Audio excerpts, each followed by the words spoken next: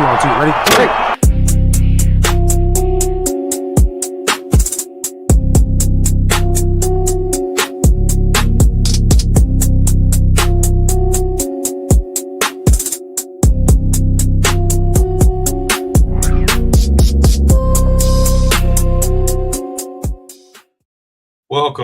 Welcome to another episode of the Football Frame of Mind's edition of Interview Time today. It's been a jam-packed last couple months or so. We've been having interviews every single week, thanks to our guy right here, Mr. Terry Walker. So shout out to him for setting all this stuff up. But we have a really special guest today, Terry. Would you like to introduce him? All right, so our guest today here, I've looked him up when I went and recruited their baseball coach for our other show. I mentioned you to him, and he had nothing but great stuff to say about you. Coach Henry did. Coach Henry. He said, "Oh, he'll be a great interview." So we look forward to it. We have Coach Huggins, Felton Huggins, from Kentucky State University Thoroughbreds out of Frankfort, Kentucky. Correct. Commonwealth. Right, so welcome him to the show, everybody, and glad to have you with us, Coach. Thank you. Glad to be here, man, and glad you guys just give us a platform to talk about K-State and talk about the great things that we're doing out here. Yes, sir. At the end of the day, I feel like that level at the college level, I don't feel like it really gets a whole lot of shine. I feel like it really gets overshined by the big-time FBS schools, but, that's where the grind starts, man. Whether it's JUCO, D3, D2, that's where the real ball's played. Now, obviously, it's not like these big 100,000 stadiums, but at the end of the day, that's what we're here for, So before we get into anything crazy, if you guys do like this kind of content, make sure to like, comment, subscribe. If you like these kind of things, we also have a bunch of other interviews as well. But before we go any further, Coach, how you doing today? I'm doing blessed. Great, man. Any day you get a chance to wake up every morning, that's always a blessing. So you just take advantage of every opportunity that you have to go out here and just, to try to be a better father, better man, better coach, better human being. So I'm blessed. Can't complain. I couldn't have said it any better myself. Let's backtrack a little bit. Let's start with your journey. Because obviously you haven't always been coaching. You played ball for a little while. So just take us through your life journey, to get to where you're at. No doubt. Well, I'm born and raised from Zachary, Louisiana. And within Louisiana. Yes, sir. Yes, sir. And so a little town called Cheneyville, right outside of Baton Rouge, was a lot of talent is developed at. I'm from the same hometown as Doug Williams, Trendon Holiday, Chauncey Hogan, Ruffin Hamilton, myself.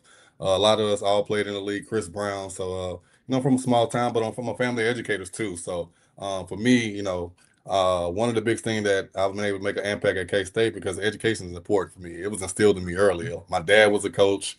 My mom was a teacher. My aunt was a teacher. Also, she's 6'4". She played at Grambling. Scored 100 points in one game before. So, athletics and competition. Yeah. My auntie was like that. She'll tell you. She thinks she can still hoop to this day. She's 86 now. Oh, she still got it. She was a bad woman, bad coach too. So a lot of what I've learned is from them. I played multiple sports in high school. Didn't have the best high school football career as far as I played a lot of different sports, but we had a lot of different coaches during the time when I was at Northeast. Had more offers in other sports besides football, but I decided to go to Grambling. All my family went there. My mom, my dad, my sister played volleyball at Grambling on scholarship.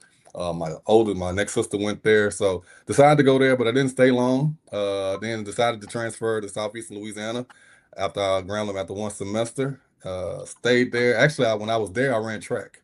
So I went to Southeastern, and I like to tell people it's an important piece. At the end of the day, I learned how to run my own race. At the end of the day, when you ask God for what you want in life, sometimes you don't think you're going to get it, but if you do what you need to do, you'll get it. And so Southeastern didn't have football when I first got there. So I ran track with me and Jacoby Jones, who, God bless his soul, he passed away about a year or so ago, but me and him were on the same relay team. Third-round pick out of Houston, Texas. And we would have been on the same football team. He just couldn't get on the grades kind of hindered him that first year. And so Hal Mummy came there, and he brought back football. Again, never knew that I wasn't going to Southeastern for that.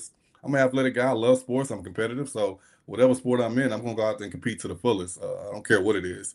And so one day my track coach kept bothering me. And I say, well, look here, I'm going to go play for the football team. You keep messing with me. And so he kind of messed with me again. I was like, I'm okay. I'm going to run track. But he bothered me. So I was like, I told some friends of mine that were on the team, said, hey, give me an opportunity to go play.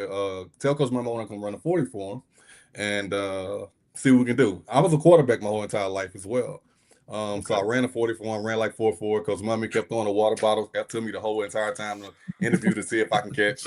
And every time we was talking, and he said, well, what position you play? I said, I play quarterback. He said, well, you won't play that here. I said, well, I don't care. I just want to play football. He said, you can play receiver. So that spring had a really good spring. It took me a while. I didn't realize I couldn't see. I needed contacts because I dropped the ball a lot, but I was beating everybody. And then I told them I couldn't see, so they got me some contacts, and kind of the rest was history. I'm a 3-time publication All-American receiver at Southeastern, on every record there. I'm in the Hall of Fame there, and I went on to play in the NFL for 5 years. First had a hot cup of coffee in Jacksonville Jaguars, but was determined to still play. I was the last draft pick in NFL Europe. I went on to be in the top 10 and receiving in NFL Europe for the Frankfurt Galaxy, and went on to play in the World Bowl. And then I had some offers coming out of NFL Europe, and Buffalo was the place that I picked. And I went on to be there for 5 years in practice squad and playing. So at the end of the day, man, I just asked for what I wanted, and I just ran my own race at the end of the day. And good things will happen for you when you go about it with those intentions, and just having faith in what you're trying to accomplish.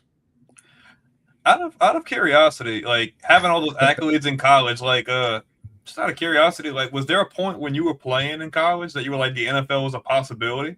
And like what was that process like? Or I honestly, I didn't even. I love sports, man. And I mean, hell, I was up all night last night watching the Spurs play the Thunder, man.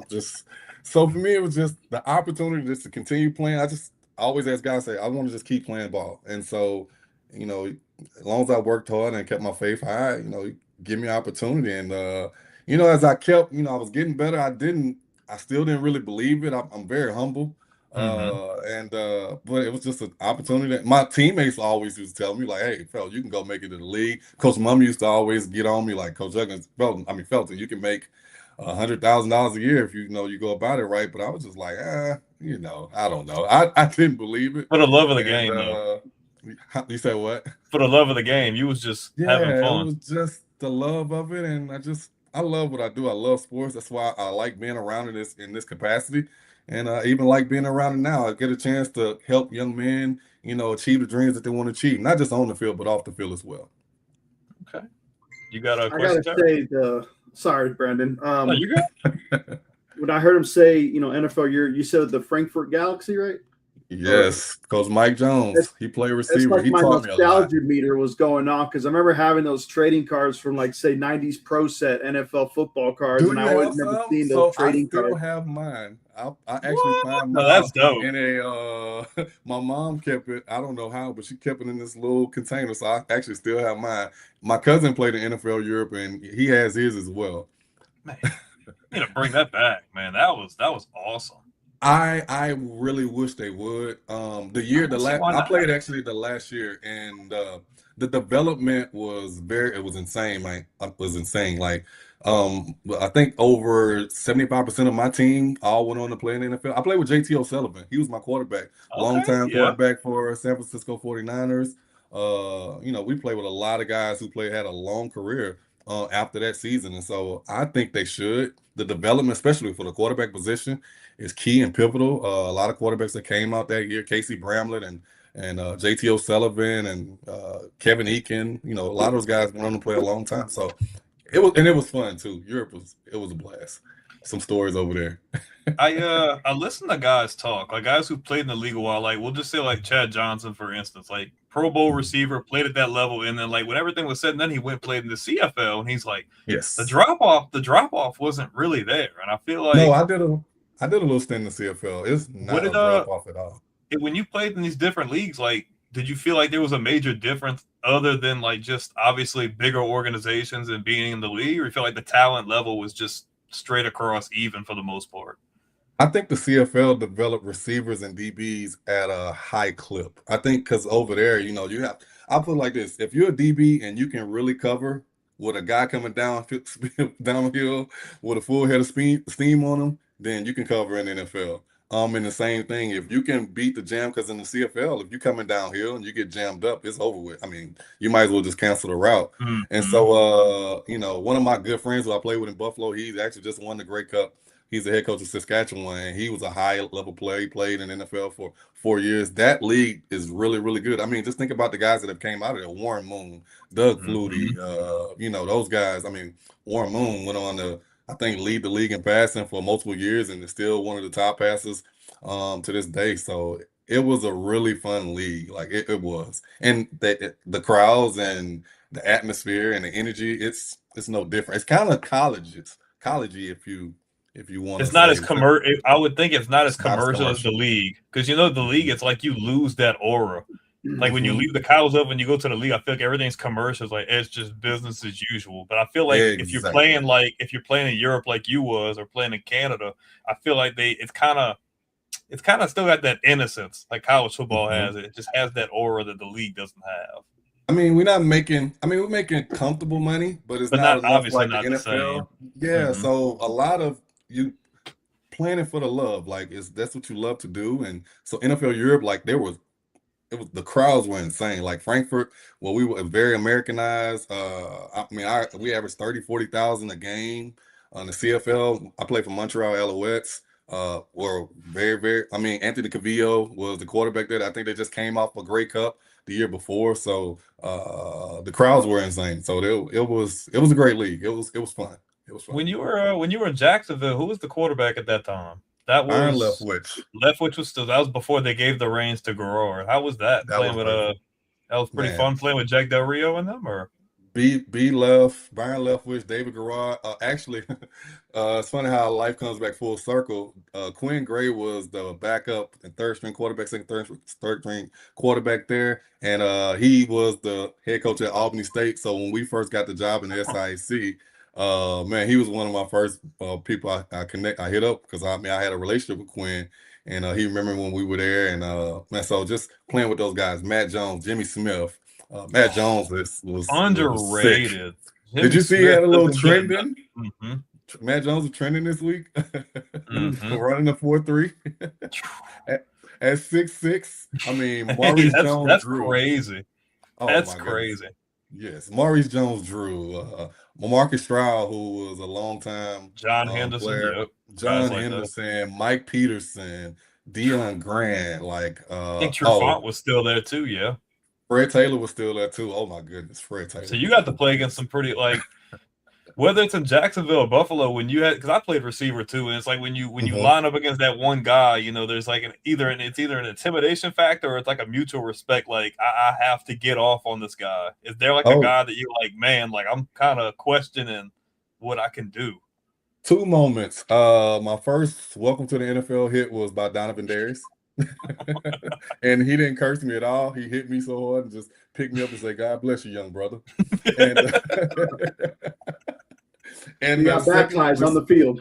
oh baptized man, definitely. And then the second one was I realized in Jacksonville I wasn't ready. Like Hmm. Rasheem Mathis, six my height, 6'2" corner. Man, he can jam Hmm. you from almost 4 yards away. And I thought I had my best release, and man, Rasheem He just was really, and he physical. was just, oh yeah, physical, small school guy too, so he grinded. And I wasn't ready. So NFL Europe really helped me and prepared me for when I got my next opportunity in Buffalo. I was very well prepared, and then I got to play with some great receivers, Terrell Owens, Lee Evans, Roscoe Parrish, I think Molds was uh, gone at that point, huh? Moses going at that point. And they brought But Tito in on like a 1 year deal, I think. T.O. was there in 2009. Lee Evans probably one of the best deep ball guys during that time. Man, I learned a lot from Lee and Josh Reed. Was Uh, that Lossman still the quarterback, or was that JP Trent was Edwards? there for 2 years. And then when they They had had Trent Edwards after, and they yeah. went with Trent Edwards. Yep, Trent Edwards got signed that year, and then they went on to give him I think he ended up winning the job at the end of that season. And Marshawn Lynch was there. Fred Jackson was there. Man, we had some How was it guys. playing in Buffalo though? Because I mean, obviously Cold. you played in. That's all I was gonna say. Because you played in Jacksonville. That's like playing in Miami. But you went to Buffalo. The fans are crazy up there. Great fan Oh base. my goodness, But great fan base. Again, a little kid from Louisiana who had never probably seen nothing below 35 degrees. And then I got my first blizzard and snowstorm buried in like 6 feet of snow. Oh, we're Like, not used to yeah, that down here. We're nah, not used to that. hell nah. I mean, playing on turf that something had ice in it, like 6 inches deep and thick.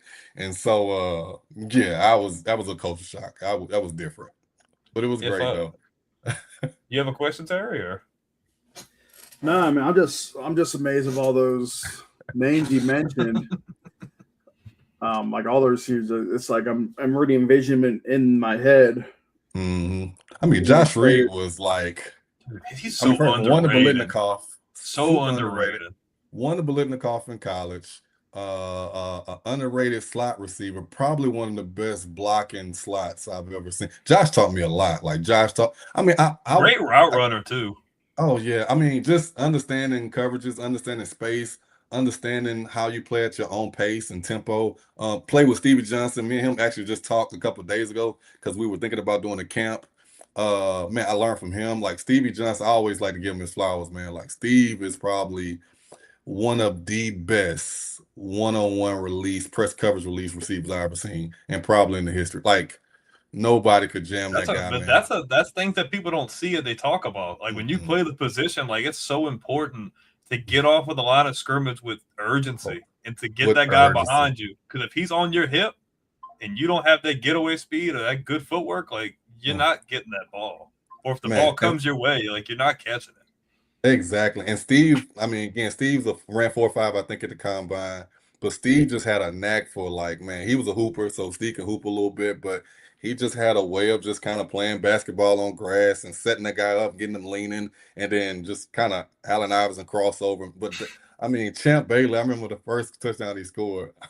Man, he had Champ Bailey on skates, like Not like many it people can was say that. Not many people can say that. not too many. Like, and Stevie did it, man. And I gave him some flowers the other day, man. I like to tell him all this. I tell my guys, like, man, you know, go watch a lot of his tape, like, man, adding his game and just bits and pieces of all receivers, like something you can take from everybody, you know, from Anquan Bolden because he's physical and just everything from him looks the same to T.O., who was just, man, he just had a knack for just deceptively fast and confident, and Lee Evans, and then getting to see Randy Moss, like that was the ultimate. Like, I mean, he caught 3 touchdowns on You us was in you one was a half. fangirl for a second. You're like, man, that's Randy Oh Moss, bro. man, Like, we played them when he went to New England, and he scored 3 touchdowns on us in one half. He sat by halftime, and I think he had like 200 yards. that's insane. It was ridiculous. Like, but yeah, getting to see all that and you know, getting ready to experience all those things, man, it was a blessing. So I can only, you know, thank God for having those opportunities. When you look back on your NFL career, is there like a moment that you feel like sticks out like is your favorite or like the most surreal that you hold on to the most?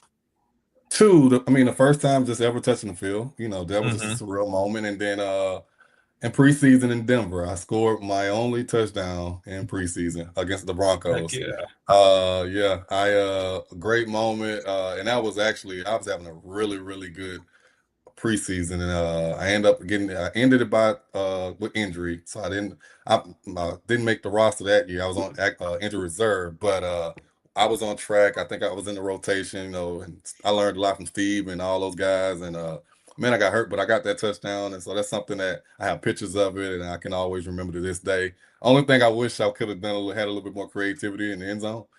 I just spiked it. No, see, you're like me. It's like I just want to score. That's all Yeah, I wanted to do.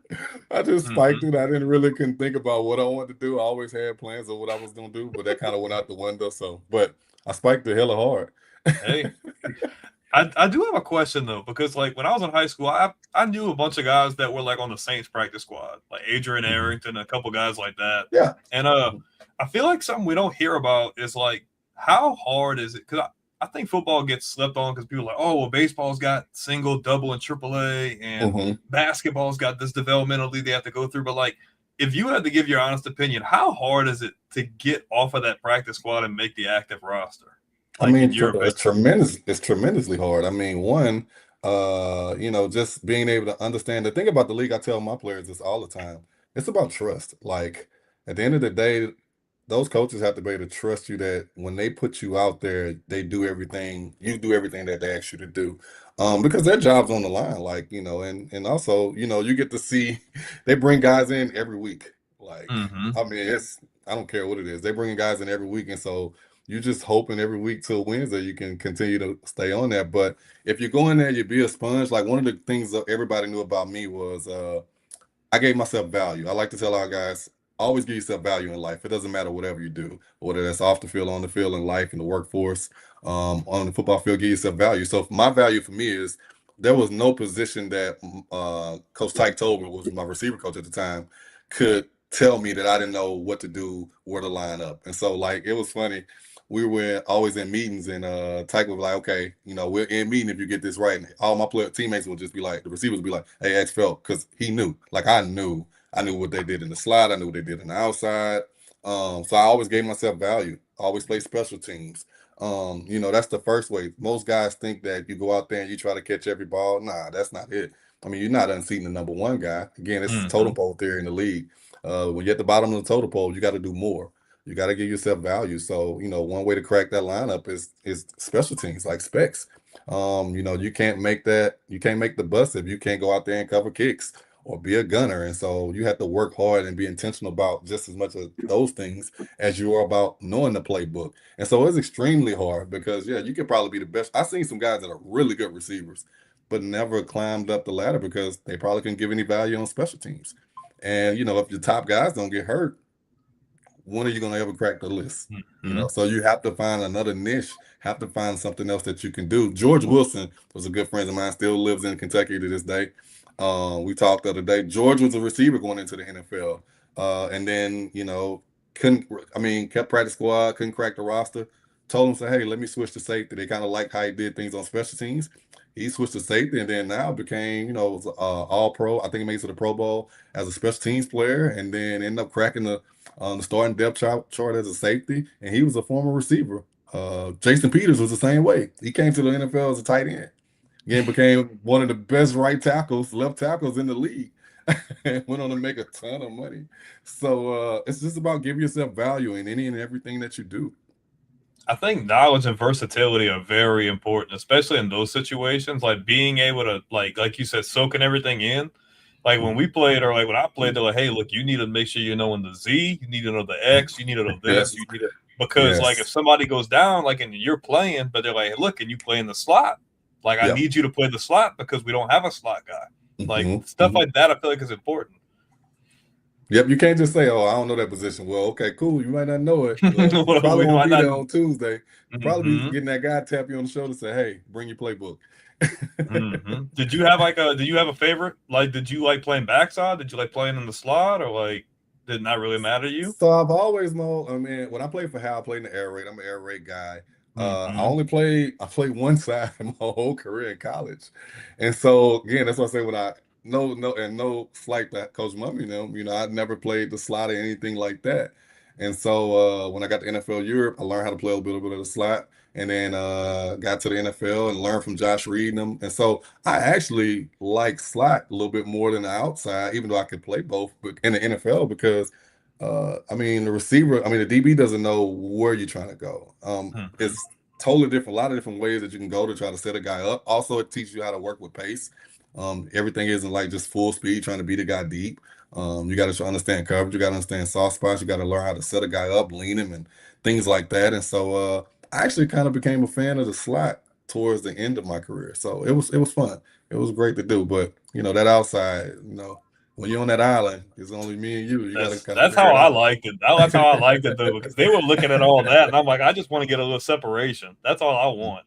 No doubt. Playing in the slot is different. If you ain't about that life and about getting hit, and you're gonna you in the hit a lot. spotlight though. They like he's probably getting the ball. So yeah. Depends on offense. I know in that like Tom Brady, New England Patriots offense, you're getting it a lot. So spreading that ball out. That Wes Welker role. Oh, that's my favorite player ever. That's who I wanted to be like when I was in high school. That was my guy, man. I just wanted to move. I didn't have to go deep. I like just moving the chains. Whether it was like third and long, third short, whatever. Like I just want to get the ball. No doubt. I played like maybe a year or so. It wasn't that great, but I try to. They had me as a fullback, What? And I was Okay. like maybe Okay. Check you out. 5'10", You 250 at the time. you the guy that don't get too much praise, but on the team you get all the glory, man, because you go stick your head into every play. Every I play mean, might not get the ball I didn't once or get many twice. handoffs. I will say that, Uh-huh. but like I had I had good hands coming out of the backfield. They need a little quick short yardage play, and I mean, Playing I that juice got that the hell knocked around me. what's the guy from San Francisco? Use Oh, check use running check. in that Yeah, role, Yeah, huh? Yeah. that's a bad dude too. It's a bad man. but like I remember this one team that I had. He was like, he's probably about 6'6". He was our nose tackle. He was like 6'5", 335, and here I am at Oh, 250, 5'10", trying to. And they want me. They expect me to go up the middle and block him when he's already plugging up the hole. Expect me to move him out of the way. I'm like, hey, happening, coach. you gotta block the space eater. Like, all right, okay, let's put it this way. You couldn't see the bottom half of his numbers. That's how much his jersey was tucked up because you couldn't really pull it down much further than that. He was a So, big man. yeah. But we got some comments here just real quick to get them out of the way. We got Yankee fan. I guess she has an aunt that graduated in Grambling in the 70s. My mom and dad graduated in the 70s. J Jax NFL Sanchez, Europe. Miss NFL Europe, and I'm not sure if he was a Maryland Terp or he just what that's about. But so I have a question now for. Did you have any more about the NFL there, Brandon, or we? No, I'm good. We can Okay. transition. That's fine. Go right ahead. Sorry. So I know Frankfurt is just south of 30,000 for the population, roughly. Even though it's a state capital, however, it seems like it's in a prime location potentially for recruiting. Now, correct me if I'm wrong after I say, because like you're just outside, just west of looks like Lexington. Mm-hmm. You're just east of Louisville. Yep. And it looks like you're maybe a couple hours. Well, according to the map, it might be a 3-4 hour drive. It looks like you're south of Cincinnati. 45 minutes. Oh shoot, that's great. I zoomed out pretty bad then. All right, so I love this question. I love this question you're about to ask, and that was the one thing I was fascinated with. So I know what you're about to ask. Go ahead and ask that question. Like with being in that location, is it compared to say other Division II schools? Is it easier to recruit being in that say that prime location? I would say because then, okay, let me ask you since. Obviously, my map reading is very horrible this evening. I saw it looked like to the northwest. Is it like okay? Let me guess. Is it maybe 2 hours to Indianapolis? Yep. So you're 2 hours from Indianapolis. You're 45 minutes from Cincinnati. Nashville is 3 hours. Memphis is 5.5 hours. Chicago is 5. Detroit is 6. St. Louis is 6. Atlanta is 5:45 and change. So Seems like a pretty prime location. Like as far as traveling to find like some good talent or great talent that you want to get out to play for your squad, your team, and everything. Is it safe to say that's a fair assumption? 100%, and it's very, very, very, very tough. I mean, just think about it. I mean, Ohio has the most amount of D1s in the country, D1 universities, and also D2s. Then you have Michigan, you have Ohio. You have a lot of schools now are starting to go up in that way. And then now, if you want to try to go south, I mean, that's prime, fertile recruiting ground. Georgia is probably the #1 hotbed now, probably surpass Florida and up there with Texas as far as the amount of talented kids that come up out of there. So the opportunity, the opportunity to recruit is always a competition. I mean, you're playing a game within the game. Yeah, you play games during the season, and then in the off season, you're still playing another game because you got to beat everybody out for talent. But the thing for us, I think that's been beneficial for us is one, just for me in my career of being able to have contacts and pipelines. My first job was in Georgia. I was at LaGrange College D3 for 6 years, and I think that was the pathway for me to learn to be a head coach.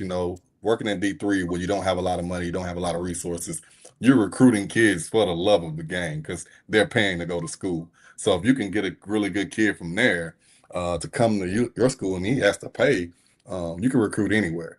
And then my first offensive coordinator job at the Division I level was at Charleston Southern University. So Yeah, they're D1, but then they were more of a Christian school, so it was a little bit different of how you had to attack kids, certain type of criteria as far as the grades and academics and things like that. And so having that pipeline now in South Carolina, North Carolina, Florida, Alabama, then me being from Louisiana and was at McNeese and born and raised. So Sir. now I got. Go ahead, I'm listening, Brandon. Oh no, I said yes, sir. Yeah, that's right up Yeah, the road from me. so you got that pipeline, and now from Louisiana. I mean, if I haven't played with guys in the state, my dad was a coach for a long time. I know so many people within the state, and then in Texas as well. So for us, our net is very, very wide.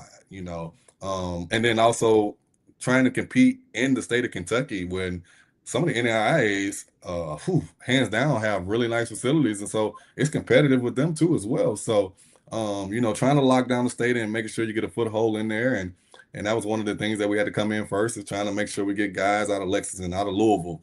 That Paducah Tillman area out in Western Kentucky is huge, fertile. A lot of good talent out there. Going into Missouri, man, I did not realize how good the ball is from Missouri. And crazy, one of my first receivers that I had at LaGrange College, he's from St. Louis, really good. And so going there, and then in Detroit and Chicago, Naptown, Indianapolis has really good ball. And then Ohio, we all know how Ohio gets down.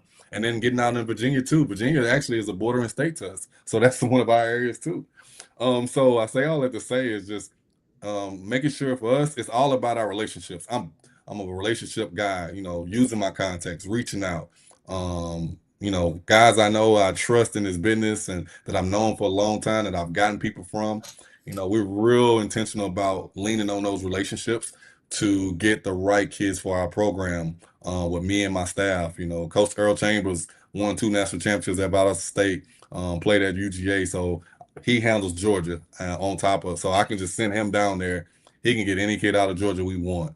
My offensive coordinator, Coach Steve Wallace, his dad was the starting right tackle for Joe Montana, won 3 Super Bowls with the 49ers. So he's connected in Georgia. He's from Georgia, but also coached in Arkansas. So he brought us some Arkansas kids last year. And also he was tied in Kentucky because he went to Lindsey Wilson. So that's another pipeline. Brian Fowler, who's my football operations and linebacker coach, he was one of the winningest coaches in that area. Born and raised from Kentucky. So any guy that I want in that state, he knows the coach right there. And then 2 of my quarterback coach, receiver coach from St. Louis. My recruiting coordinator, he's from Kentucky, but he's tied in. He was at EKU for a long time.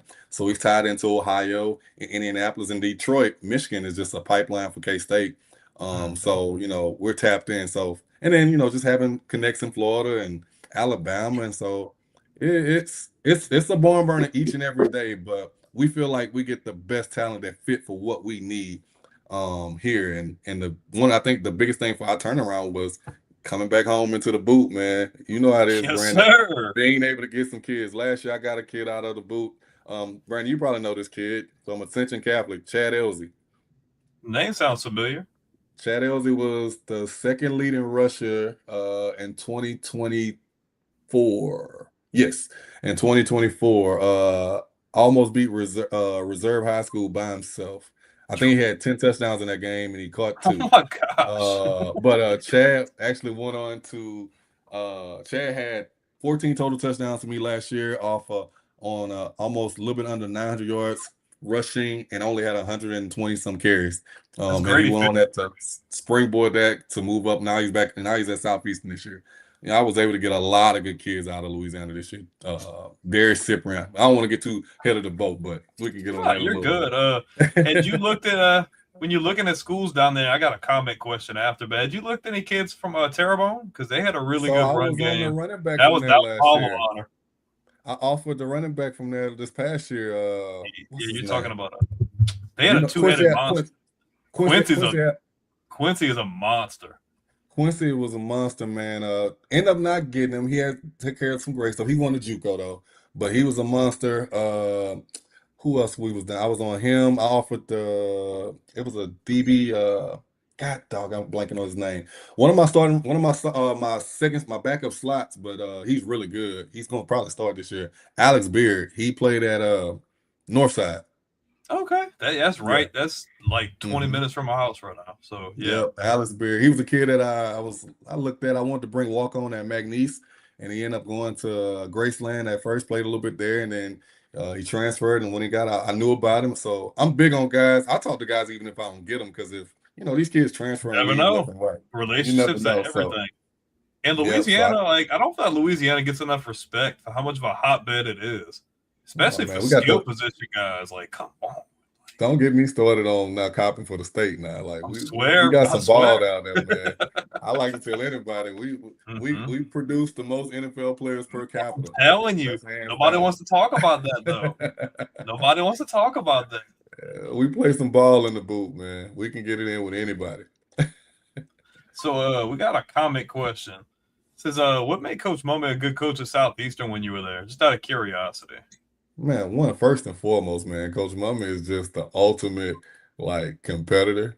But Hmm. he's laid back though. Like the thing with Coach Mummy, man, he wants the game to be fun. A lot of what I kind of instilled in my program was the same thing. Like at the end of the day, this is football. Like we've been playing this all our life, and so it has to be fun. Like I think you can't play this game the way you need to play if you're too serious or you're uptight or whatever. Like you're just a kid in the backyard. Go do what you do.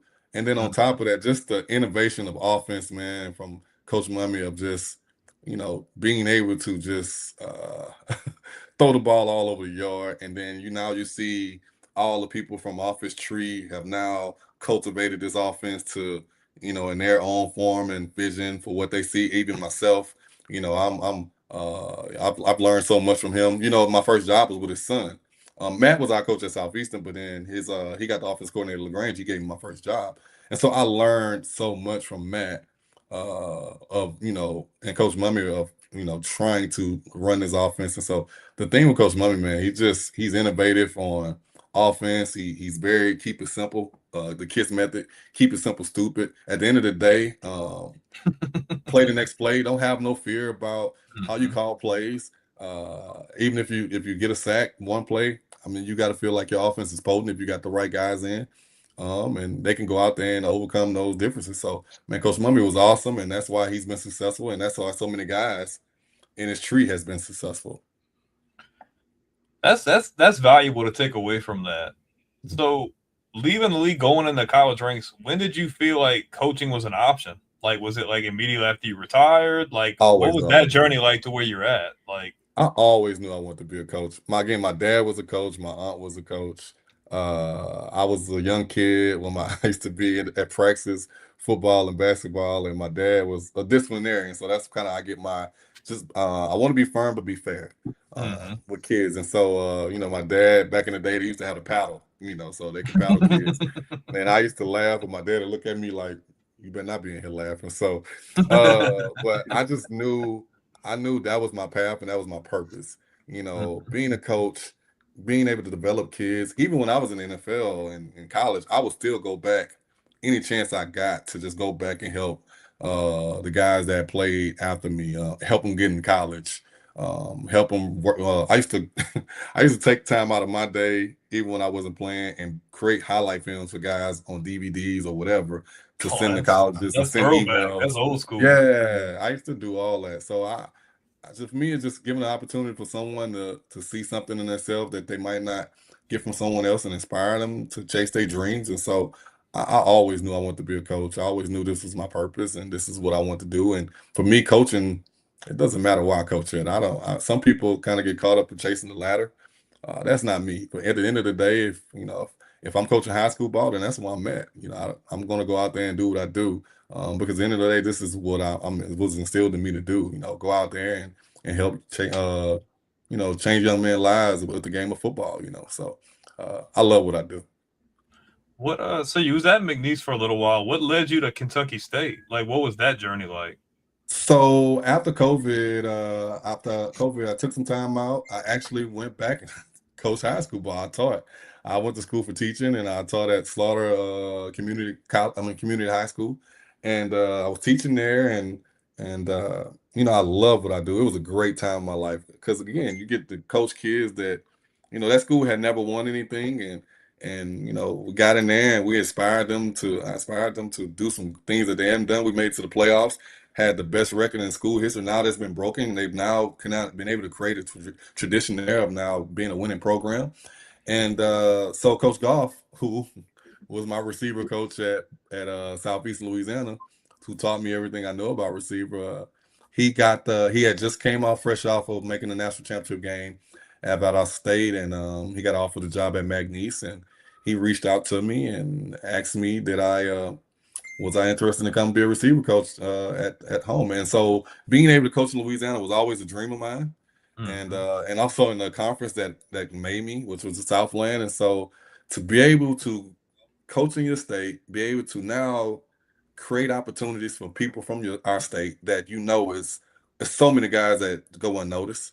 And so be able to create recruit guys that look like me, that I know that have been through the struggle, and very, very talented guys. And so it was a no-brainer. And so I asked Coach Goff, I was like, Coach Goff, though, before I take this job, though, because for me, coaching's coaching. I was happy in high school. I was like, I want to be a head coach. Like, I've always set goals in life. Like I tell all my players, at the end of the day, if you're not setting goals, then you have no GPS of what you're trying to achieve in life or what you're trying to get to. I tell my guys all the time, if you hang around 9 people that don't want to be successful, you'll probably be the 10th one. If you hang around 9 people that want to do great things, then you'll probably be the 10th one. And so I told Coach Goff, I was like, if I take this job, I want to learn from you. I want to be a head coach one day. I've been offensive coordinator. That was a box I checked off. And the next box for me was being a head coach. I didn't care what level it was at. I just wanted to be a head coach. It could be in high school. And so he said, okay, Felton, no problem. And so each and every day, we used to go on runs and things like that.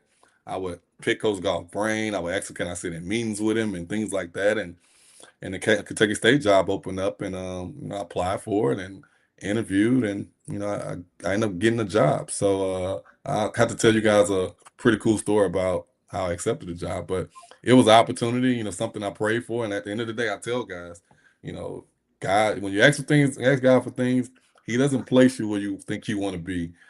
He places where you need to be. And so He put me in a place that I don't think nobody really wanted that job, and but I did, and I knew what I was getting into, and I knew I had confidence in what we could build here, and we've done great things here, and we've built here, and people have more things than us. But at the end of the day, I tell our guys all the time, having nice stuff don't guarantee that you're gonna be successful. It's what you do with what you have is gonna dictate what you're gonna be and what you're gonna become.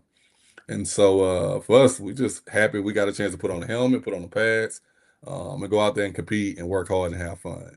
And we do those things, man. Nobody on the conference can beat us. And so we built that, and we built that culture, and it's been great, and we look forward to bigger and bigger things going on this season.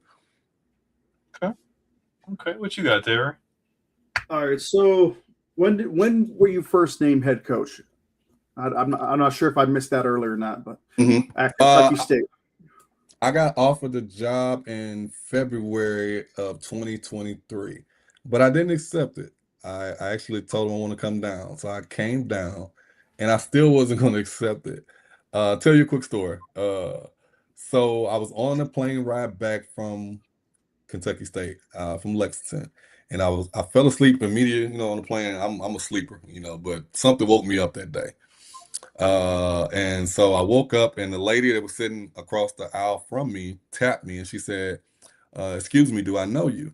And I was like, I was about to go to sleep because I was asleep on the plane. I was like, no, I don't know you.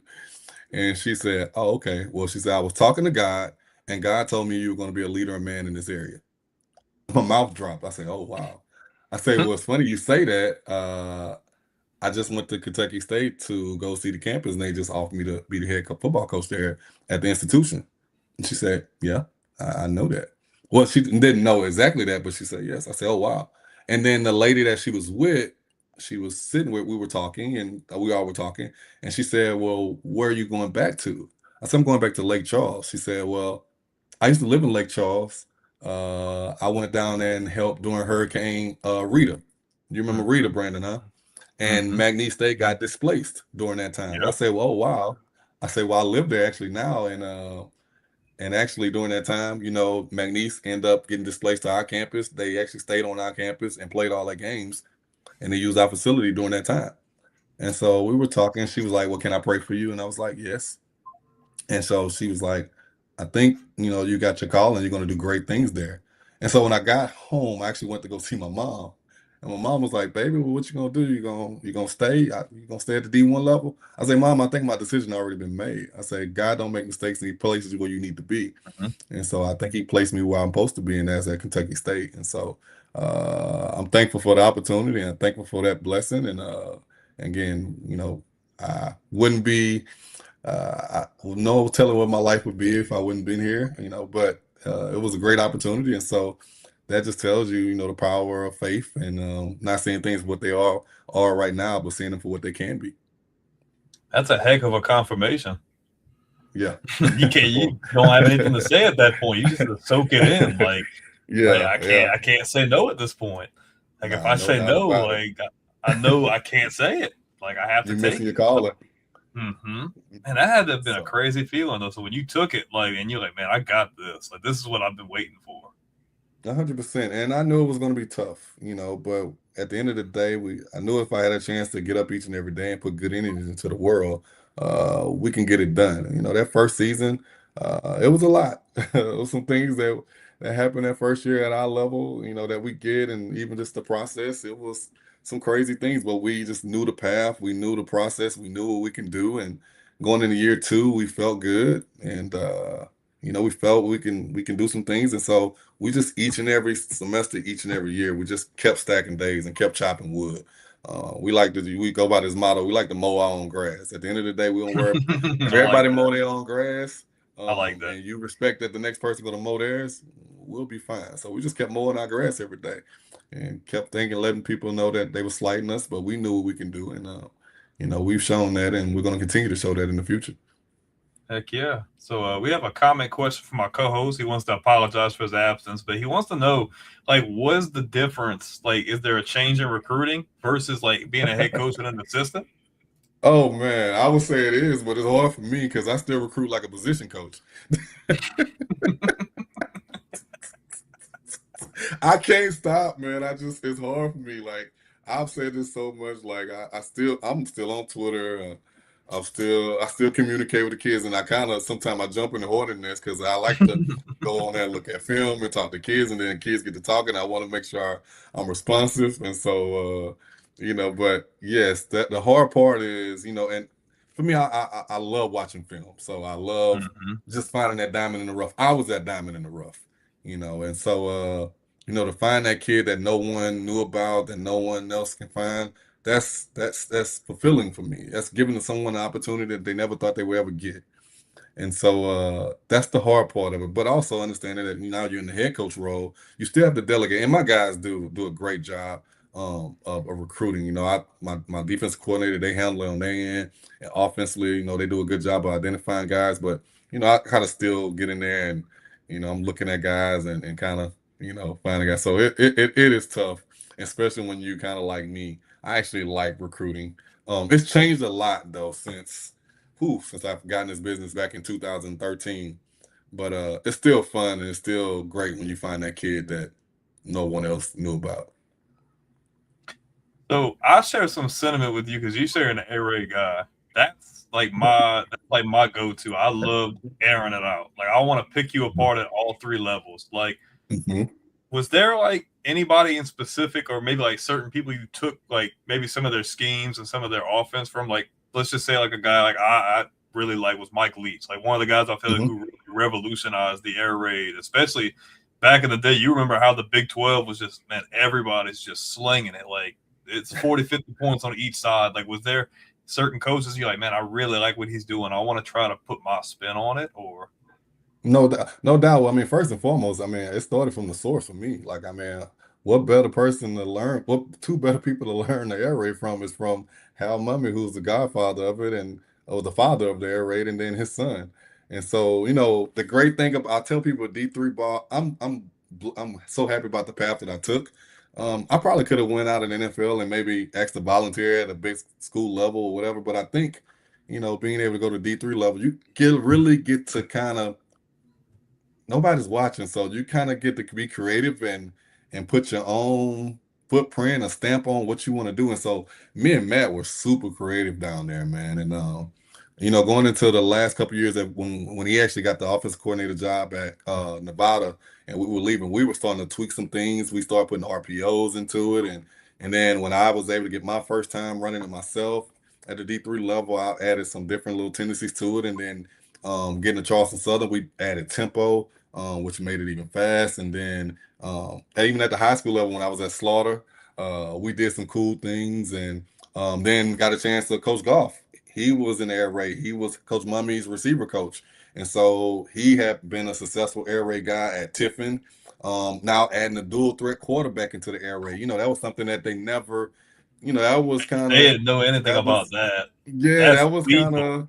of yeah, that was frowned upon. Kind of, you want the pocket guy, the Tim Couch, the Jerry Lorenz, and the Shane Boys, and things like that. Dusty Bonners, like you want that guy in the air raid, and then Coach Goff put the dual threat guy in there, and then also you seeing Coach Mummy and June Jones combining the air raid and run and shoot, and you're seeing some of that, and then now you get into the Lincoln Rileys and the all those guys now and the RPO and things like that into it. And so, just continue to evolve it into what you're doing now. I mean, Art Browse evolved his air raid into something else. And then Phil Longo. The thing with me is at the end of the day, the great thing about the air raid is you have a foundation because the way you call it, the way you go about it is super simple.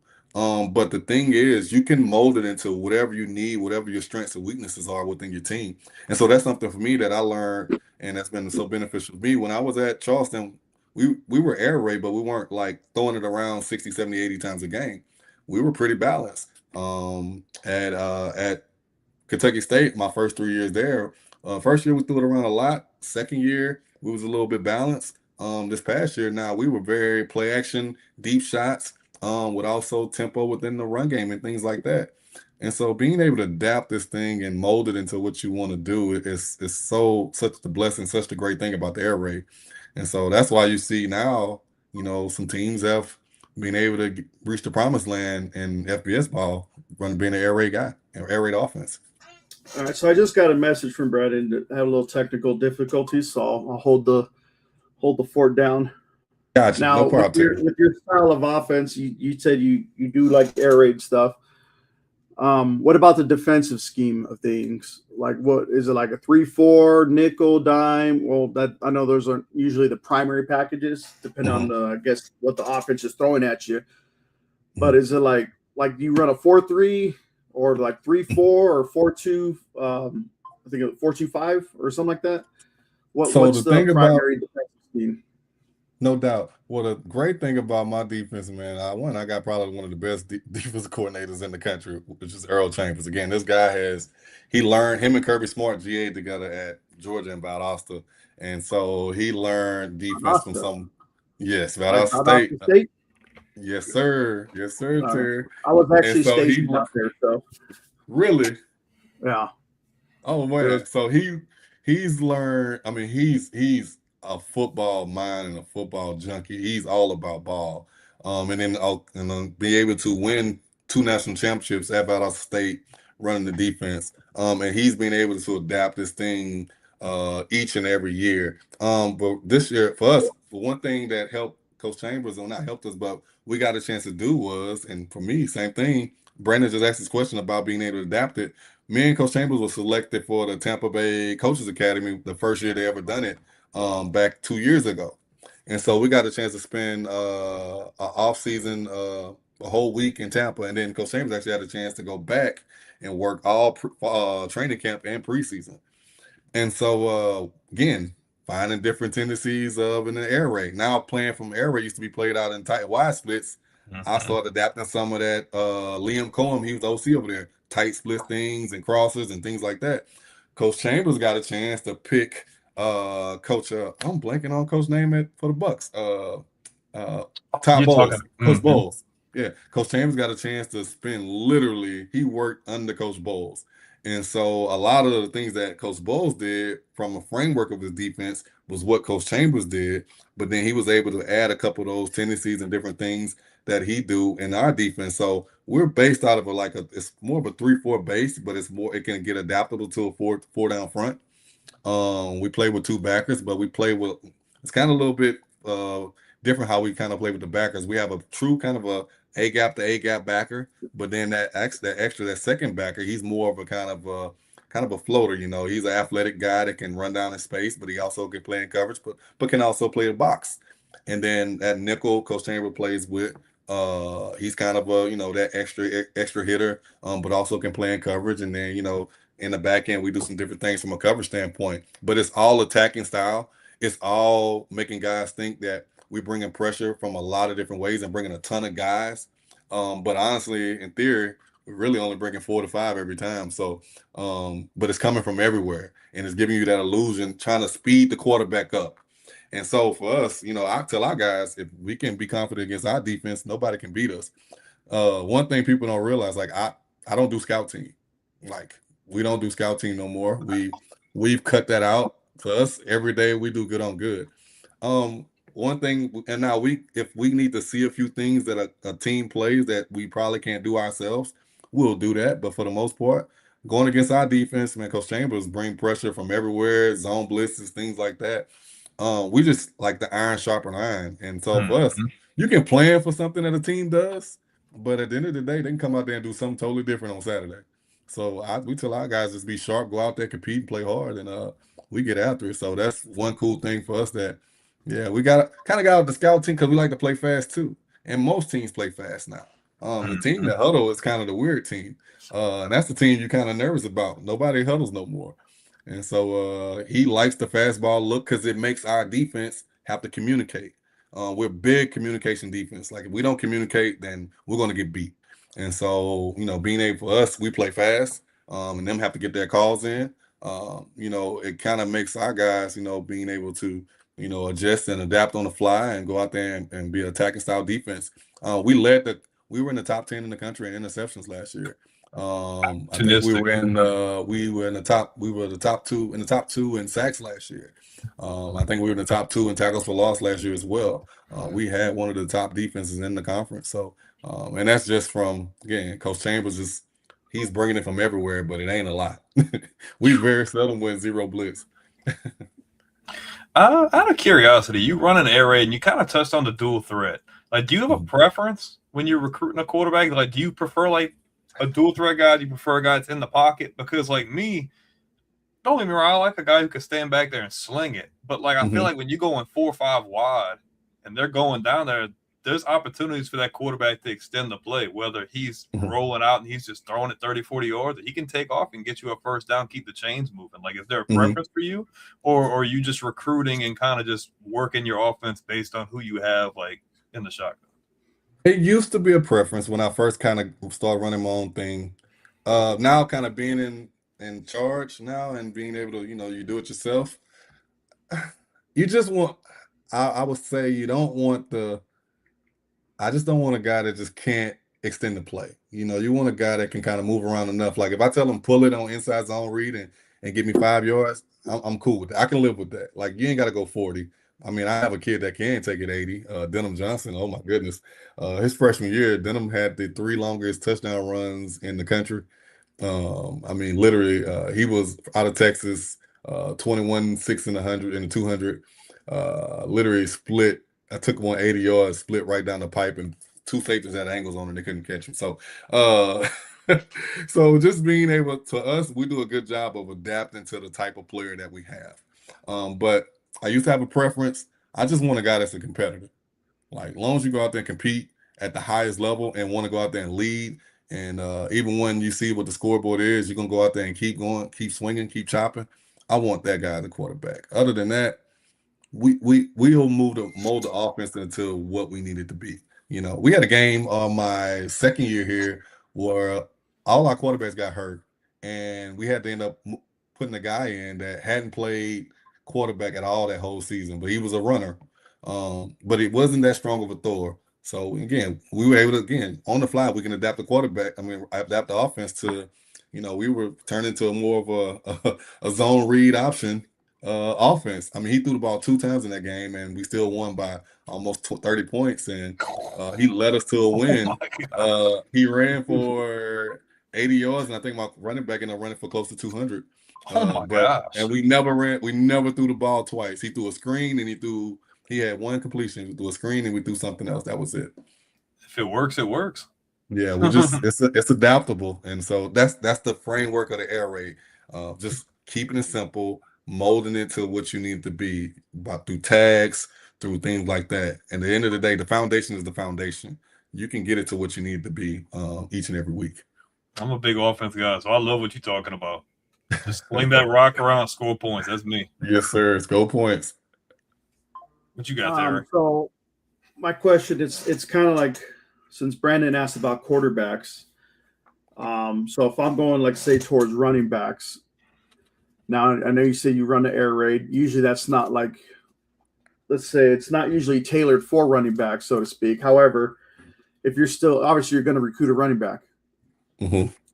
Now, if you don't find one necessarily in a similar play set that you guys are running, what are some similar offensive formations? Like, say, the way I'm thinking about it in my head is, if you can't find the air raid running back, is there something like, say, like pistol formation? Is that like kind of similar as far as the style of offense? Not necessarily 100% matching, but Well, I'll tell you the type of back I'm looking for. The type of back I'm looking for is the guy that can do a little bit of everything. The running back in the air raid, one thing people don't know, the air raid and the running back is the most vital piece of the offense. He has to be able to run the ball. He has to be able to catch the ball out the backfield, and he has to be able to pass pro. Mm-hmm. And also in the air raid, people don't realize this. He calls all the protections. Like, my quarterback doesn't call any protections. My running back calls the protections. And so that guy is honestly now the prototypical running back in the NFL. Like, a guy that can run the ball between the tackles, but a guy also that can go out and be the extra receiver when you get five guys out in routes, but also a guy that, if you need to sit in and pass pro, he can pass pro as well and be smart and pick up blitzes and things like that. So that's the back I'm looking for, in our offense. And if we get a guy, like the last 2 years, we had two special backs back there. Like, the year before was Jalen Middleton. He actually ended up having a good season last year, and he moved up Division 1-2 to Houston Christian. And then Chad Elsey, Chad was a monster, and Chad can do it all. Chad can run, he can catch. Chad is a kid that I forgot that other added piece, not just catching out of the backfield, but a running back that you can also put out in space. Like, we could do that with Chad. Like, we can put him in the slot. He can do whatever. If you got a guy that can do that, man, he can write his own ticket to wherever he wants to play in this league. So that's the type of guy. That running back has to be versatile, has to be very, very, very, very smart. The smarter he is, the more things you can do with him, and the more explosive it makes your offense. When you talk about a guy like that, I think the first thing I think about is Clyde Edwards-Helaire when he was at LSU. You able to move him out in space. He can pass protect, he can catch, he can run. And I love that versatility, because you don't have to rely on running back by committee, which I feel like in the league and even at the college level. And it's good to have like a solid room, but man, when you got that one guy, that's a mismatch. Linebacker can't cover that guy. There's only so many corners, and if he's under the safety, like, he's gonna get you. Oh, no doubt. I mean, that's a chess piece. Just think about the league right now. Think about the top three backs in the league. All right, Christian McCaffrey. He's a guy that can do it all, versatile. Just entered the league, but he is explosive. Silas Gibbs out of Detroit. And then probably one of the best backs in the league right now, hands down, Bijan Robinson. Like, Bijan Robinson is a beast. And then this kid that's coming in right now this year, that's saying he's probably going to be as good as Bijan Robinson, Jeremiah Love out of Notre Dame. Like, Jeremiah Love could return kicks, can catch out the backfield, can run the ball, he can pass pro. He's big. He's 6'1", 220, 225. But Jeremiah Love ran, I think, 4.3 at the combine. Like, so the back position has evolved so much, man, to, not just a guy that's just going to run between the tackles, 30, 40 times a game. He's probably going to get 40 touches, but, half of those touches are going to be running the ball, half of those touches are going to be out the backfield, half of those touches are going to be some of those touches are going to be split out wide. So that's the versatility at that position that has just so evolved so much that makes it offense is very potent, hard to stop nowadays. Okay. Out of curiosity, you touched on recruiting earlier, and like I don't want to take up too much of your time, but I like picking your brain because I feel No, like no you doubt. kind of think a lot of the way I do. When you get in recruiting, I know I gotta imagine being at the level you're at, you don't have to deal with too much NIL or anything like that, but Hmm. I feel like you kind of get the traditional sense of recruiting, like how it was like 20 years ago. But at the Hmm. same time, do you like? Are there any struggles? Like, obviously, you are in a really good spot, like being where you are in the country. But like, do you run into like those kids that maybe have like unreal expectations, and like, how do you cipher from guys who like have it talent wise, but might not fit like your culture of what you got going on? Oh, no doubt. I mean, we don't have NIL. We do a little bit, but I mean, that is hard. It is very, very tough. It ain't just about, hey, you're going to sit in this young man's home and making his mom and dad feel comfortable and making him feel like he's one of your. I mean, yeah, that's cool, but that's not the way to recruit kids anymore. Like every kid feels like they need to be playing at the highest level. Mm-hmm. That's the first thing that you gotta deal with. And a lot of kids, we like to say in the coaching profession, they be shopping. So a lot of kids Mm-hmm. gonna shop till they drop. They're gonna keep shopping themselves, thinking they can go D1. I mean, and that's every kid. And then until reality hits them, then they're just gonna shop to the next level, and then it trickles on down. And so at our level, again, I always like to talk about that totem pole. Like we got to kind of wait until those big boys get what they want. They got to, they get their plate full, and then we go to the next level, FCS, and they get their plate full and get what they want, and then we go down to D2, and so and it comes down to us after that point. And so it is very tough. The one thing I think that has helped, I think that people don't realize is now you can really get good kids out of high school nowadays. And that's probably the path to continue to sustain because trying to get in the portal and transfers, all transfers think when they get in the portal, they're moving up. Entitled, Yeah, yeah. It's entitled it's mindset. it's and it's again, that's I can't knock the next person's dream, but that's what they all think. They think that hey, once I get in the portal, I'm trying to get in the portal to go into FBS. And so that's not reality. And even at our level, just not even getting you guys, like retaining them now. Like our Mm-hmm. kids every year get in the portal and we have kids get in the portal that think they can I just want to see coach. That's their saying. I Want just test want to free see. agency pretty much. Yeah, and they not understanding like some kids, sometimes you I always again I tell guys all the time, run your own race. Like you don't know within the race of what got him there. Like Mm-hmm. like and they look at a guy and they compare themselves to them and like, hey, I know I'm better than him, but yeah, you Yeah, probably but are. Something maybe he might have knew somebody. You never knew what they looked for within that guy that made them take him. But you got to be comfortable in your own skin and understand that at the end of the day, when your opportunity comes, like Chad Elzy, I always keep talking about him. Like I told after the first time I seen Chad, I said, Chad, you're not going to be here in a year. And he actually did not want to leave. But Chad is a kid that I knew he could move up the next year. And he was nervous. So I said, well, look here, Chad, if you're okay with it, let me help you through the process. And if you don't, and I have some relationships in coaching. And if we can get you to a place that I know that's going to take care of you and put you in the right position to be successful, no home, let's go do it. You do what you need to do. If not, you're welcome to come on back home. And so, we helped him out, and he ended up going to Southeastern, not because it was my alma mater, but the running back coach there I really knew really well, and they kind of sold him on the things that they can do, and they got a track record of moving running backs up, and he had a lot of different opportunities, and it put him in a good place where he was comfortable, and he's killing it now. From what I talked to my friend Trey Willie, the running back coach over there, he say Chad has a good chance to be a great player there. And so I say all that to say, retaining our kids each and every year is tough. So, each year you got to have a new team every year, and you hope you can sustain some guys. But the biggest thing, the way you can do that is you have to go get high school guys now. And so for mm-hmm. us, being able to go get a lot of high school guys that fall through the cracks now because everybody wants that older kid. Yeah, you want those too, but if you can develop, cool. I mean, we're a feeder system now. Like D2 is a feeder system. Like we're now a glorified JUCO. And kids, honestly, at the end of the day, they don't understand. Like I'm okay with you coming here and you want to leave. Everybody wants to elevate. I get it. Like everybody has goals too within their career. You guys, I know you guys you got a popular podcast now, and you guys want to grow into a bigger podcast. Everybody has a level they want to reach to. And I tell our guys that, and there's nothing wrong with that. And so sometimes, but you gotta, there's no shortcut to getting to where you gotta go. Sometimes some people have to grind. And so come here, grind, and when the opportunity comes, I'll be the first person to push you out the door and tell you, hey, you need to go because you're on the bigger and better things. And if you're not, I'm no doubt about it. You can come on back. I don't want to lose you. But at the end of the day, I'm understanding and I know how this process goes. So it's ever changing, but you got to stay involved and you got to stay with the times and just being willing to adapt.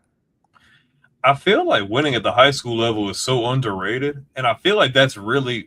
I mean, I'll ask you, but I mean, I gotta imagine that really helps your retention, though. Like you're selling these guys and giving them a chance. Maybe when other Mhm. schools are overlooking them, I feel like a lot of them guys will appreciate it and be like, you know what, like I'm gonna run the table with you. I don't have to go anywhere. Like let's see what we can do. You know. We have some guys that do it, and we have some that they want to chase that dream. And Mm-hmm. who am I to stop them? One thing we do, like I give all our guys, I give them like almost 2-3 weeks to get in the portal. And if they find what they want, cool, But after 2-3 weeks, then I still have to continue to develop the program. So after 3 weeks, if you don't find what you want, you're more than welcome to come on back. No harm, no foul.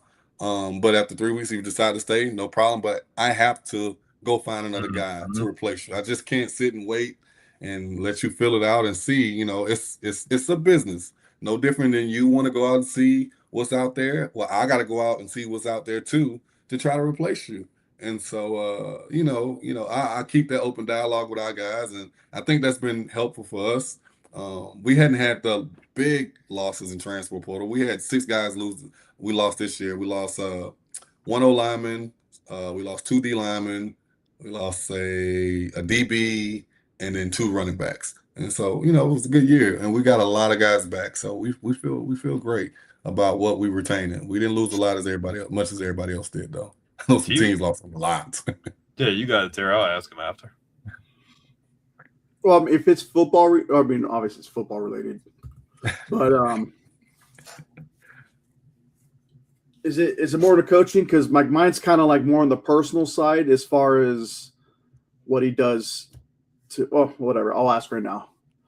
I know it's a very busy position you're in because you have this season you got to prep for with all your spring practices and everything. You have the regular season, obviously, and then of course it seems like the never-ending recruiting process. If there's any time to yourself to where you just want to say, give your brain and your mind, and obviously spend time with the family to give yourself a break, is there any hobbies even that you take up to kind of like get your mind off of football and, like I said, give a mental break to kind of I guess recharge your battery? Terry, that's a great question. Now, so one thing I learned in this profession, man, if you don't take time out for yourself or for your family or things like that, like you will burn out. And so when I first got in this profession, first job I got, I would work for a coach that we used to go at the desk. Like we just sit there all day from 5 in the morning to 8 at night, and we all just looking out the door to see when he leaves so we can leave. And we couldn't leave until he left and leave. And so I'm just like, at the end of the day, football is football.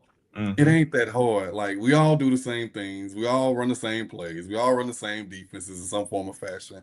Like, so do you have to sit there once your work is done, get your work done.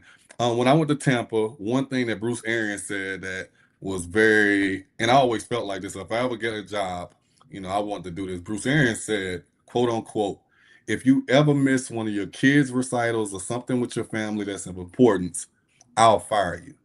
Like point blank period. He said, that's not more important. This game right here isn't more important than you with your own self mental health, your own stuff that makes you happy, your family, missing things that are important in your life. And I've, in this trying to climb these ranks, early on, I missed some important things in my life. I missed my niece's wedding. I missed my best friend wedding. I didn't even get to go to my Hall of Fame induction ceremony. I missed that, because I had worked for people that kind of didn't say you could do those things. And Mm-hmm. so when I ever said that when I ever get in charge, I would never do that. And for us, we're flexible. We don't get up early. I tell our guys, come and go when you please, just get your work done. In the off season, we're not sitting there going to desk, take time out. I love to travel. So hell, I went to Morocco. This was during recruiting. I went to Morocco with my What? family, with my fiance and my son and my niece. We went to Morocco and we went to Spain for almost a week. Most people would never do that during the recruiting season. We did. Okay. We still got a lot of good guys and great players. I went to Mexico during spring break, during between spring ball. You have to take time out for yourself. Because at the end of the day, if you don't, what are you giving to your guys when the season starts?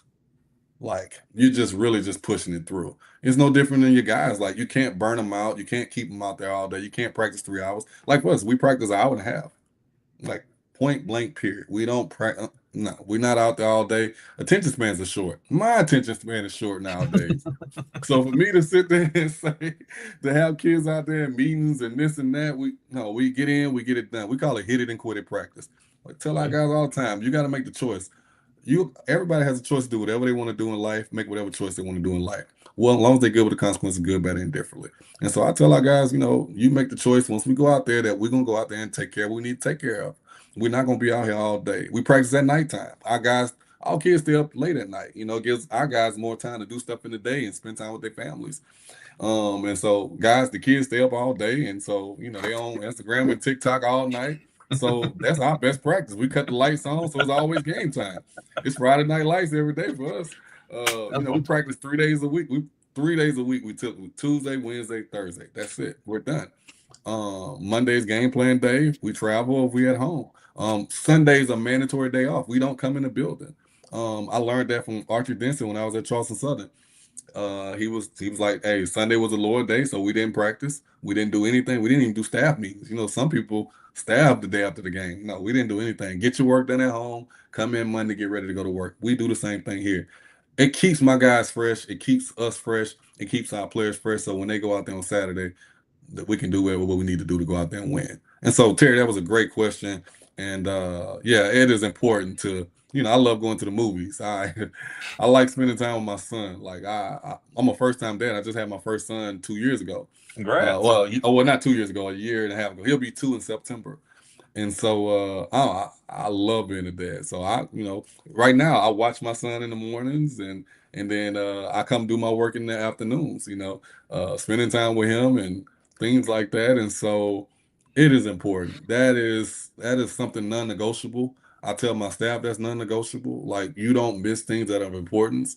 You go do those things and for me, when you're at work, I know you're gonna give me your all. So I trust who we have and it has to be up there, and so our guys give me everything they got because they know I got their back on those things too. I mean, I let one of my players go to a wedding. His best friend got married, and he asked me, he was like, Coach, I won't go if you don't want me to. And I thought about it. I was like, I miss my best friend wedding. And I was like, some coaches probably wouldn't do this, but I was like, if you want to come back, that's fine. If you do, that's he said, Coach, I'm going to come back. If it's okay with you, I'm gonna fly in Saturday, and I'll meet you guys at the game. The wedding's on Friday, because you let me go. I said, no problem. And he did that, and he had a hell of a game. And he told me, he said, Coach, I appreciate you letting me do that. And I said, no problem. Like I wish someone would have gave me that opportunity to do the same. Heck yeah. That's pretty cool. That's pretty cool. You don't really get and that was a good question because everybody just sees the analytical side of the football side. So people don't really see all of those things, and people want to know those things. Are these regular people like me and you? Like, are y'all just robots? Like, that's something people talk about. Oh, no doubt. Coaches don't like they'll be in the desk so long, like they don't work. Like I tell, like, hey, go work out. Like I like to work out. Like you sitting at desk. I've seen a lot of coaches have a lot of health issues because they just sitting at this desk right here looking at film, and doing something like, no, you got to go take care of yourself. I'm curious. You touched on the portal, and they obviously the NCAA just got done passing, with the one portal window now. Do you prefer it that way? Do you feel like that helps, like, cause a lot less clutter? Because man, I felt like it was like free agency 3-4 times a year. I feel like maybe or maybe now because it's one, man, it's like an overload of players because everybody's trying to jump in at once. Like, how do you feel about that? I don't like it. To me, it's we literally was talking about this as a staff yesterday. It makes football year round. And again, Terry just said it, just hit the nail on the head. Like, when are you ever having time to get a break? Like, it is important, the window now, D2, D1, everything window is open up at the same time now. And we talking about kids got to get in school. Like, it is going to be a free fall. We've already said, like, how are we going to get transfers? Like, because again, once everybody hit the portal, it is a free fall, but it's the top go first. Then it trickles down to us. We're at the D2 level, so we're going to be the last ones. And what kids are we going to try to get the transcripts when kids have been to 4 schools and trying to get them in school and making sure they're the right fit for you and all that, and trying to get them in for spring ball? It is going to be a cluster. You're not looking And forward. You're not looking so forward to I'm that. not looking forward to it at all. Like, I know coaches now that recruit in the summertime when that used to be like a lot of the vacation time, and that just I'm not a big fan of it. But it is what it is. We're gonna adapt. We're gonna do what we do and make it work. But it becomes year round, man, and it's football. It shouldn't be that way. It shouldn't be that hard to set a period for people to go and come and go as they please, or whatever the case may be. I love kids can get in the portal. I do. I don't think that kids should be trapped if they don't want to be there. But I do think we got to find a better way to, as my uncle used to say, skin a cat. So I don't know, but just everybody at once. I think it's gonna be crazy. It's gonna be insane. Need to get some structure. It's the same thing from NIL from jump. It's like they just opened the floodgates, and we were talking about it like when it first started. I'm like, I don't know how this is gonna go, and then man, it just blew it out the water. And I mean, a lot of these coaches, we've been talking to coaches for the last month or so, and I feel like for the most part, coaches, they're not against NIL in the portal, but they feel like it should have been handled a lot better because it'll end up making y'all jobs a lot easier and just making things go smoother overall. I feel like. Yeah. No, I 100% agree with you. It's just, hey, but it's a game we love. But oof, man, I can only imagine. I will say this. Well, I would say at least for our level, it will open the doors for us to get more high school kids because everybody's going to be trying to get the portal kids. So for us, let's swoop in and get that high school kid that probably would have went D1, FCS. We can get a really good kid in the portal because he don't want to fall by the wayside and not have nowhere to go. So. Okay. So it's gonna be some pros, it's gonna be some cons with it, but we'll adapt. Heck yeah. What you got, Terry? You got anything else? No, I mean the stuff I would like to ask would be it was more off air. If you have a couple minutes, like it'll be quick questions off the air, but nothing. No problem. Okay. I guess I got one more thing for you. I know you're a busy guy. I already feel bad because I got you on here this long. Are there any aspirations for going any higher, or you really feel like the D2 is like your zone? Like, do you like it that much? Because I feel like the guys we've talked to that are D2, they love it. Like, I feel like they really love it. I would say D2 is great because it gives you that flexibility to have a life and still coach ball at a high level. I would just say this. I know what I want to be in life. I know where I want to go. If something in life happens where I got a chance to go up one more level, like FCS, I'm okay with that. I think you still can have a work-life balance. I would never say never, but FBS don't have no appealing, no appeal to me. I like the simplicity of where you're at because, like you said, it's like you can have a life. I feel like you're at the FBS level. I feel like it's constant. It's recruiting. It's players. It's social media. It's this. It's NIL. It's like, man, like, where's the capacity in your brain? Like, where's the life? Like, it's like Nick Saban he was recruiting all year long, every single day. It's like, man, like, I don't know. I just like the D2 level because it's just, I feel like it's underrated. And I feel like you guys get your hands on a lot of guys that won't get talked about. And I feel like they don't give that level credit to the thing where these guys are getting the chance to go play Division One and stuff like that. I think y'all deserve a lot more credit for like the development in that way. Oh, no doubt. I mean, they pick guys from us all the time. I think at the FBS level, and I know a lot of coaches and, been around that level. They pay you a lot of money. Yes, they do. But with a lot of money comes a lot of responsibility. And not much job security if you're not winning.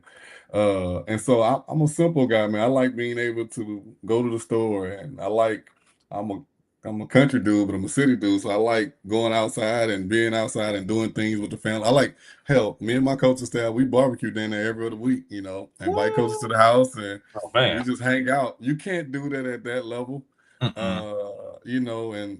But I mean, it's the reason they pay you that, but I'll never say never, but I kind of I like this level right here. And then, like I say, FCS, it's a little bit more responsibility, but I still think you can function and have a life.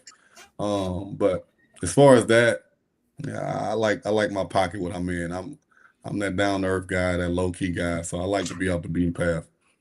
That's what I'm talking about. Heck yeah. You got anything else, Terry? Or we're good? I know you said you wanted to had a few questions for him off the air, but Nah, I don't have anything as far okay. as pertaining to the show anymore. Okay. Well, But I am glad we were able. I know for a while it was like kind of shaky, like the back and forth.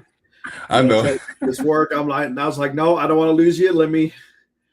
Like it's I like my own appreciate little recruiting addiction. I could say I've come up with, and it's been kind of paying off. Hopefully, because you mentioned about grinding earlier, but we'll talk more about that afterwards. But I just want to say thank you for coming on the show.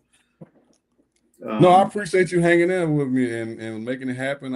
Anytime we get a chance to just talk about us and what we're doing here and just shine a light on it, I'm appreciative. So I say thank you for having me. yes, sir.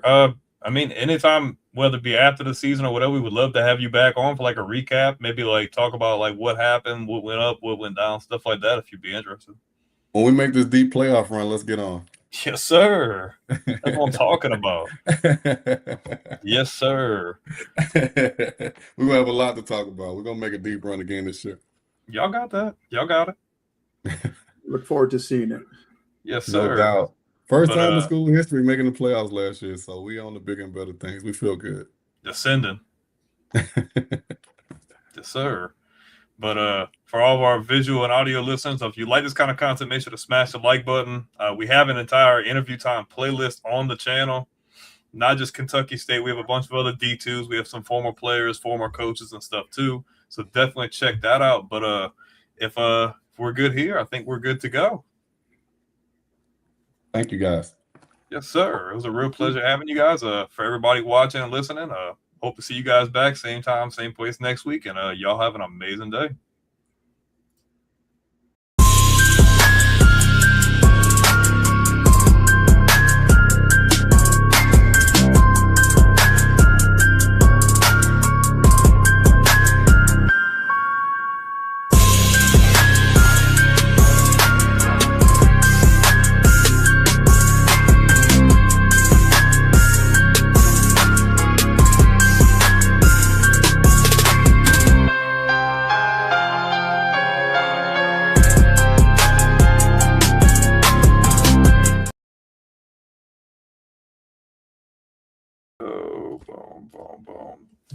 You said you had a couple questions for him, Terry? I don't want to keep them.